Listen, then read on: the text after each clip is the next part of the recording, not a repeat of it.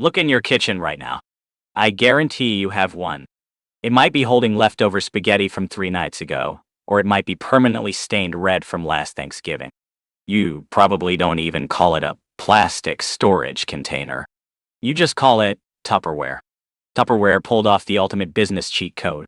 They became so famous that their brand name literally became the word for the product itself, just like Kleenex or Band-Aid. Everybody knew them. Everybody bought them. They were an unstoppable money printing machine for 50 years. And yet they just crashed and burned, crushed under $700 million in debt. Welcome back to Founder's Code.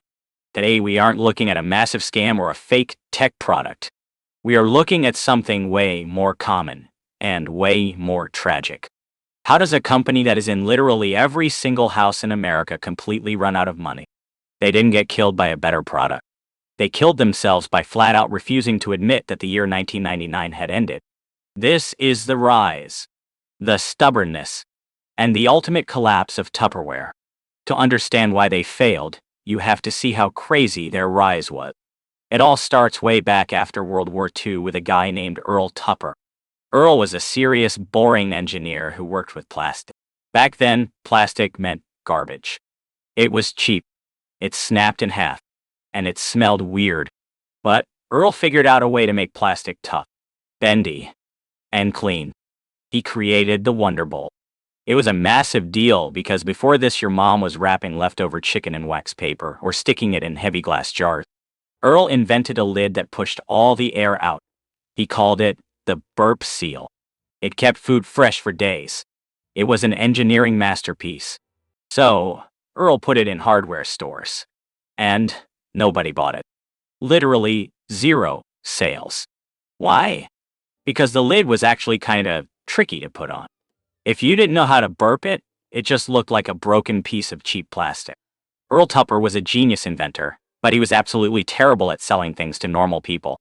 Enter the real hero of the story, Brownie Wise. She was a single mom who sold cleaning supplies door to door just to pay her rent. She got her hands on some Tupperware and immediately realized Earl's mistake. You can't just put this bowl on a shelf. You have to show people how it works. You have to make it an event. Brownie invented the Tupperware Party. Instead of selling in a cold, boring store, she had women invite their neighbors over for coffee and cake. In the middle of the living room, a salesperson would throw a Tupperware bowl full of soup across the room to prove it didn't leak. It blew people's minds. But here's the real genius. Brownie didn't just sell bowls. She sold jobs. In the 1950s, women basically weren't allowed to have careers. They couldn't even open a bank account without their husband's permission. Brownie told these women, host a party, sell to your friends, and you get a cut of the money. She accidentally built an army of fiercely loyal salespeople. Sales went nuclear. Earl Tupper was so shocked that he pulled all his products out of regular stores. The only way to buy Tupperware was to go to a party. They were selling millions. But then, Earl got jealous. Brownie Wise became the famous face of the company, and Earl couldn't handle it. So, in an ultimate villain move, he fired her, erased her name from the company history, sold the whole business for millions, and bought an island. Tupperware kept growing because the party system worked so well. But they had just fired the only person who actually understood how human beings shop. And soon, the real world was going to catch up to them. Here is where the cracks start to show. The Tupperware Party was a brilliant idea for the 1950s. Why? Because most moms stayed home. They had time on a random Tuesday afternoon to go to a neighbor's house for 3 hours to talk about plastic lids. But flash forward to the 1980s and 90s. The world completely changed. Life got expensive. Moms had to go to work. Suddenly, households had 2 parents working full-time jobs. Nobody was home at 2 p.m. on a Tuesday. And even if they were exhausted. Who wants to spend their only day off sitting in a living room getting pressured to buy a $20 lettuce keeper by their neighbor? The party stopped working because the culture changed. People valued their free time more than hanging out with a salesperson. Tupperware's massive army of sellers started shrinking because it was getting too hard to convince people to show up. At the exact same time, the grocery stores figured out how to make good enough plastic containers for dirt cheap. Sure, a Tupperware bowl could last 40 years. but a pack of Gladware was $3. If you left it at a friend's house or your kid lost it at school, you didn't care. You just threw it away. Tupperware was trying to sell an expensive lifetime product to a world that suddenly wanted cheap and disposable. But even with all of that, Tupperware still could have survived. They still had a massive brand name. Everyone still knew who they were.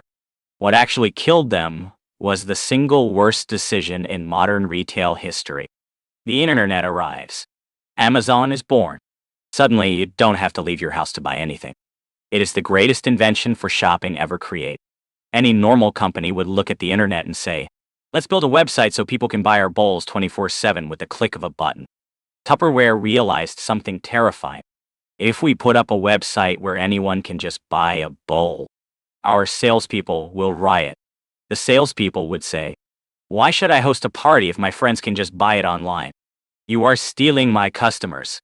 Tupperware was terrified of making their salespeople mad. So, they made a mind-blowing choice. They chose to just ignore the internet. Literally. While Amazon was taking over the planet, the only way to buy Tupperware was still to track down a lady named Linda in your neighborhood and flip through a paper catalog. They stayed off the grid for nearly 20 years. They aged themselves right out of existence. To anyone under the age of 35, Tupperware wasn't a cool brand. It was just a smelly stained bowl sitting in the back of your grandma's cabinet. Because Tupperware refused to sell where young people were actually shopping, an entire generation grew up buying from Amazon or IKEA instead. By the time Tupperware finally woke up and realized they needed to be in regular stores like Target, it was way too late. They had no money left. They had borrowed hundreds of millions of dollars just to keep the lights on while their sales slowly bled out. When you owe $700 million and nobody under 40 cares about your brand, the math stops working. In 2024, they finally threw in the towel and filed for bankruptcy. It is a brutal story, but it's packed with lessons for any entrepreneur today. Here's the founder's code breakdown. Number 1. Don't fall in love with how you sell. Tupperware thought their magic power was the party. But the party was just a method. When the world got too busy for parties, they should have switched to websites immediately. If how you sell stops working, change it, or you will die. Number 2. Sometimes you have to upset your team to save the company. They hid from the internet because they didn't want to make their salespeople angry. But by trying to keep everyone happy in the short term, they destroyed the entire company in the long term. A real leader has to make the painful choice to upgrade, even if it steps on some toes. Number 3. Nostalgia doesn't pay the rent. Just because your brand was famous 30 years ago doesn't mean anyone owes you their money today. If you aren't where your customers are shopping right now, you don't exist. Tupperware owned the kitchens of the past. But because they refused to live in the future, they lost everything. This was Founder's Code. Subscribe to stay tuned with more stories like this.